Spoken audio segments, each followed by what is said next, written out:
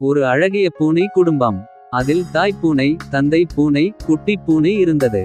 அந்த குட்டி பூனை மிகவும் அமைதியாக இருக்கும். ஆனால் சேட்டை நிறைந்தது. அப்போது தாய் பூனை தன்னுடைய இடத்திற்கு சென்றது.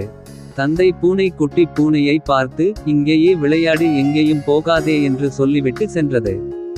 ஆனால் குட்டி பூனை தந்தை பூனையின் பேச்சை கேட்காமல் சென்றது. அது ஒரு இடத்திற்கு சென்றது. அங்கே யாரும் இல்லாததால் அது தனியாக விளையாடி கொண்டிருந்தது. விளையாடி கொண்டிருக்கும் போது ஒரு பெட்டி அதனுடைய கண்ணிற்கு தென்பட்டது. அது என்னவாக இருக்கும் என்று யோசித்து கொண்டே இருந்தது. அப்போது அந்த பெட்டியின் அருகே குட்டி பூனை சென்றது. அந்த குட்டி பூனை அந்த பெட்டியின் மேல் ஏறி நின்றது. இது எப்படி திறக்கலாம் என்று யோசித்து கொண்டு முயற்சி செய்தது. ஆனால் அந்த குட்டி பூனையால் திறக்க முடியவில்லை. அந்த பெட்டியை திறக்க முடியாமல் அப்படியே அந்த பெட்டியின் மேல் நின்றுவிட்டது. அப்போது அந்த வழியாக ஒரு கழுதை வந்தது.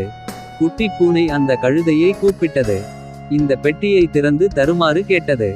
அந்த கழுதையும் எவ்வளவு முயற்சி செய்தும் திறக்க முடியவில்லை. சிறிது நேரம் சென்ற பிறகு முயற்சித்து பார்த்து அந்த பெட்டி திறந்தது.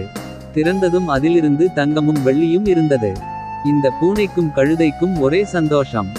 எதிர்பாராத விதத்தில் இவ்வளவு தங்கமும் வெள்ளியும் கிடைத்ததில் சந்தோஷம் அடைந்தன.